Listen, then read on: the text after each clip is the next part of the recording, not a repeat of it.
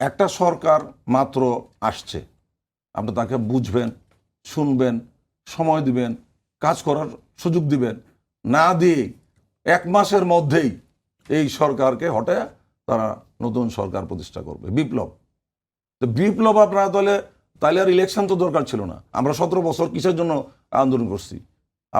আমাদের প্রধানমন্ত্রী তখন বিরোধী দল ভারপ্রাপ্ত চেয়ারম্যান, তিনি বারবার বক্তব্যে বলেছেন যে আমরা ক্ষমতায় যাওয়ার জন্য আন্দোলন করছি না, আমরা এই দেশের মানুষের ভোটের অধিকার, এবং এই ভোটের অধিকার আদায় করতে গিয়ে আমাদের যত নেতাকর্মী শহীদ হয়েছেন, আমাদের ভারপ্রাপ্ত চেয়ারম্যান ওই সময়ে তিনি প্রত্যেকটা শহীদ পরিবারের পাশে তিনি দাঁড়িয়েছেন, তাদের আপদে বিপদে সার্বক্ষণিক তাদের খোঁজ খবর নিয়েছেন এবং তাদের পাশে তিনি সহযোগিতার হাত বাড়িয়ে দিয়েছেন।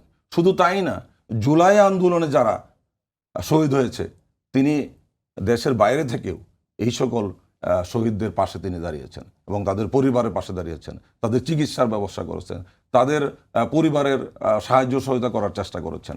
তখন তো তিনি ক্ষমতায় ছিলেন না, প্রধানমন্ত্রী ছিলেন না, তখনও কিন্তু তিনি করেছেন। তারা যে বলে যে জুলাই যোদ্ধাদের প্রতি বিএনপির কোনো নাই, এটা ঠিক না। আমাদের চেয়ারম্যান তখনই তিনি উদ্যোগ নিয়েছেন তাদেরকে সহায়তা করার জন্য। শুধু তাই না, যে পরবর্তী সময়ে তিনি যখন দেশে আসলেন, দেশে এসে তিনি সবার আগে জুলাই যোদ্ধাদের খোঁজ নিয়েছেন এবং অনেকের সঙ্গে তিনি দেখা করেছেন।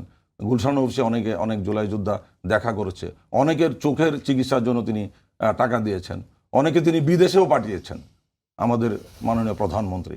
অতএব আমরা বলতে চাই যে একটা সরকারকে আপনি সময় দিবেন না, আপনি 1 মাস পরে বলবেন যে এই সরকারকে ফেলায় দিয়ে আমরা নতুন একটা সরকার আনবো, তার মানে কি? আপনার ইচ্ছাই হচ্ছে ক্ষমতা, আপনার এই দেশের প্রতি কোনো মায়া নাই, এই দেশের মানুষের প্রতি কোনো মায়া নাই।